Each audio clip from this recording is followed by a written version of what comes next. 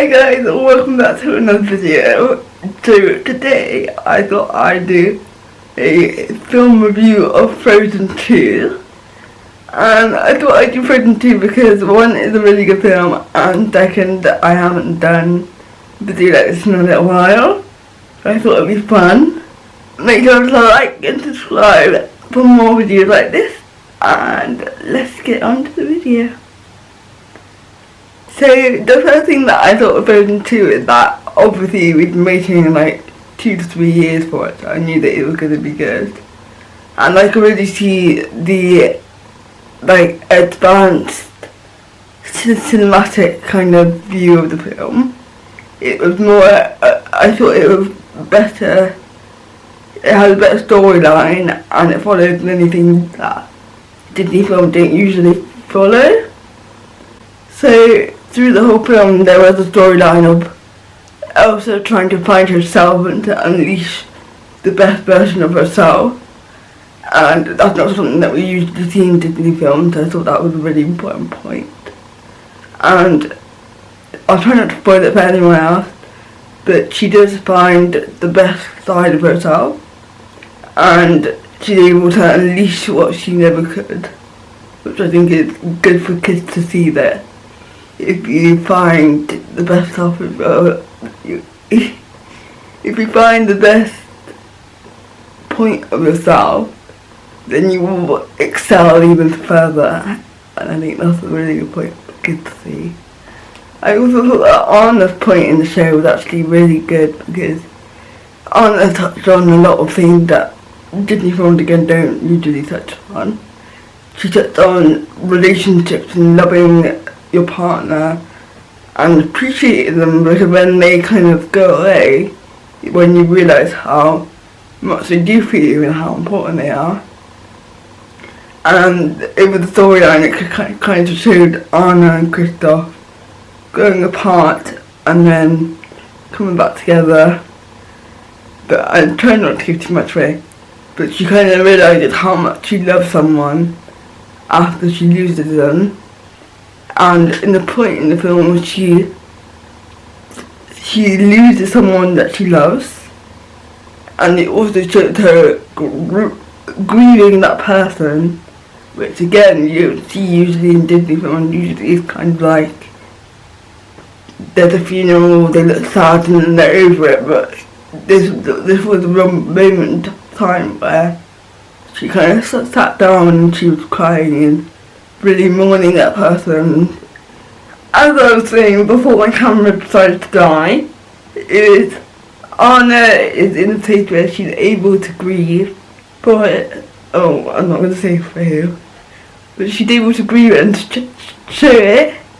And in the film there's a certain song that is about grief, and grief is like gravity pulling her down, and I think that's a really good message for children and adults to hear, that it's okay to feel that emotion, but then that emotion can make you stronger for anything in the future. And without giving too much away, Anna does grow off that beginning and is able to, I don't know how to say it without giving it away, but she's able to protect her sister and save Arendelle. So she's able to kind of grow up and become the person that she needed to be. And by doing that, she then kind of realizes how much she loves Kristoff and how much she kind of underestimates her love for him. And I think that's really special to show how their relationship was kind of like a roller coaster. So they were really they were really together at the start, and they loved each other, and then they had a bit of a dip where they felt a bit distant from each other, and then through grief Anna was able to realise how much she actually loves Kristoff and underestimates her love for him, and they're able to reconnect and rekindle. And I can't say any more because then I'll give it away, but yeah.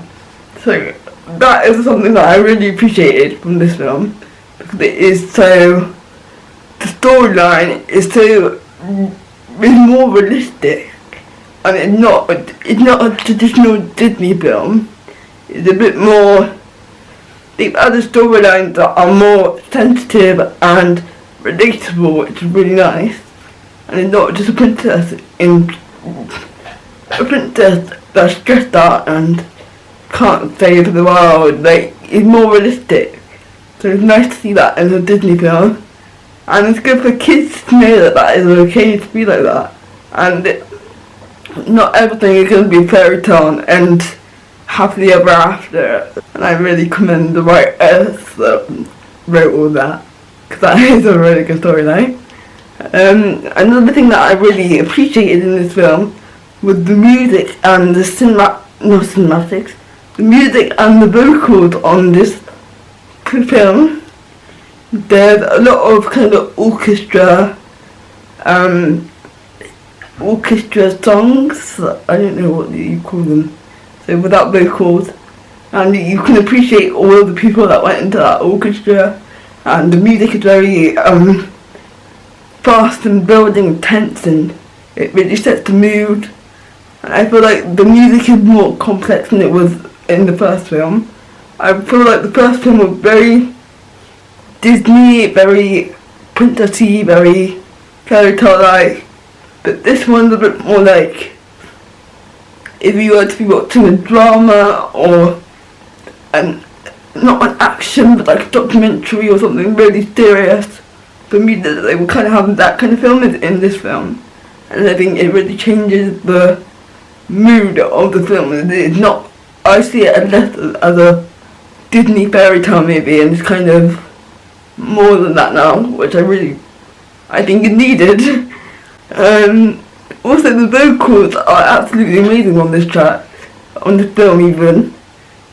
There's a lot of very difficult notes and difficult riffs that are hard to do. At the moment, my favourite track from the album is Into the Unknown, which was Elsa's song, I guess. And when you're listening to it, it's, to me, it's like Elsa trying to figure out where she is in life, to find herself. There's also another girl on the track who's called Aurora, I believe, and her voice is absolutely amazing. She has very sinister kind of sound, kind of what's the word, like she draws you into it almost, like their voices are kind of integrated together, and her voice is incredible. I mean, just watching that film, I've been listening to her music and it is absolutely amazing. She just has her voice is very high range, but she's also able to do very low, dark, sinister kind of sounds. So it's really interesting to put her together with Elsa, and after watching the film I listened to the Panic in the Disco or something? Panic in the Disco? Sorry, that's wrong. But they also covered the track, and I really like their version because it's in a lower tone, and for me, I have a very low voice, so I can't sing Elsa's version, but I can sing their version because it is lower. But it's interesting to hear a Disney film in kind of a rock pop kind of sound. And again, it's a really good sound, and I really love their version as well. So I think in, what was it, 2015, 16, when Frozen came out, it was really good at the time. But now watching this one, I can see how better the quality of the people are. And you can definitely see the change and the development in the films. And I just really appreciate that, because I think animation is such a hard thing to do, and to make it look so kind of lifelike is really good. I think it's not lifelike, but it looks a lot more real than the first one, which, yeah, I just think is really good and is good to see the film develop in such a good way. And is there anything else that I want to say? I also really appreciate it when, or should I say it? I don't know. There's a scene where Elsa had her hair down, and I just think even as like a character, like as a not real life character, but she looked really nice with her hair down, and it was different. So yeah, I really like that. The only thing that I would like query is, I'm pretty sure in the first film Anna had white stripes in her hair where Elsa like shot her or shoot ice blast her, whatever, but she had white like streaks in her hair, and in this one she didn't. So I don't know if it went or if it she dyed her hair back, or I don't know, but was it there in Frozen? I don't know. Did she lose it at the end? I don't know. I can't remember, but I'm pretty sure that she had some white hair in the first one and now she doesn't. So that's just something to look out for, I guess. But I think other than that, I'm done. And I hope you all go watch Frozen 2 because it is a brilliant film. And it's child friendly, it's adult friendly, it's family friendly, and it's just a really fun film to watch together. You can sing all the songs and have fun, and I'll definitely probably see it again at some point because I do really like it. I think it's a really nice film, and again, it's something new to Disney. It's not the traditional Disney film where the man saves the woman and it's a happy ending.